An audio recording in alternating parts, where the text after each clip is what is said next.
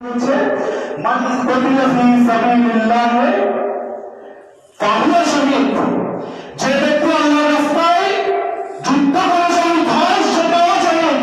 মান মাতা ফি সাবিলিল্লাহ ফাহুয়া শাহীদ। সুবহানাল্লাহ।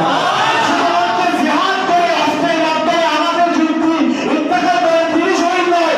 যিনি সারা জীবন আল্লাহর রাস্তায় থেকেছেন, আল্লাহকে রাজি করেছেন, তিনি যখন মৃত্যুবরণ করেন তিনিও শহীদ হয়ে যাবেন।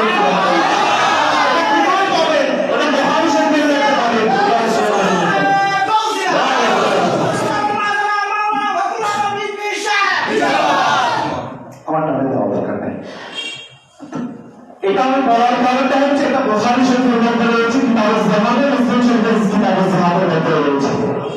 তার মানে আমরা বুঝতে পারি যারা আল্লাহর ওলিরা তারা কবরের মধ্যে জিন্দা রয়েছে, ঠিক কিনা? আল্লাহর ওলিরা কবরের মধ্যে জিন্দা আমরা বিশ্বাস করি কিনা? এখন অনেকে বলে না মাটির সাথে মারা গেলে মাটির সাথে মাটি হয়ে যায়, বলে কিনা? আমরা কিসের তৈরি? মাটির তৈরি বলে না বছর মাটির তৈরি। এরকম কথা হলো যখন আমরা মারা যাবো, মাটিতে যখন যাবো, মাটিও আমাদের শরীরে তুলে ফেলবে, মাটি হয়ে যাবে, ঠিক কিনা? বলে কিনা? মাটি হলে কি আসলে মাটি খায়?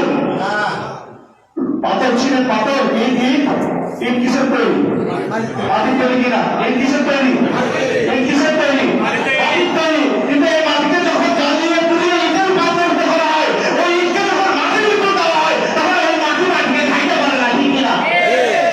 আল্লাহর ওলিরা যখন আল্লাহর মহব্বত, আল্লাহকে রাজি করে নিজেকে আল্লাহর সোহবতে, আল্লাহর সান্নিধ্যে যখন নিজেকে জ্বালিয়ে পুড়িয়ে আল্লাহর তাআলার মহব্বত হাসিল করে ফেলে, তখন ওই মাটি আল্লাহকে খাইতে পারে না, ঠিক কিনা? বুঝা গিয়েছে? যখন আল্লাহর ওলিরা যখন ওই মকাম হাসিল করে ফেলে, তখন তিনি আর মাটি থাকেন না। তিনি যদি জামালের সাথে জামাল হয়ে যান, তিনি খুদাইয়ের সাথে মিশে যান, সেখানে আল্লাহকে যখন মাটিতে দেওয়া হয়, মাটি বলার শরীরকে স্পর্শ করে না। সুবহানাল্লাহ।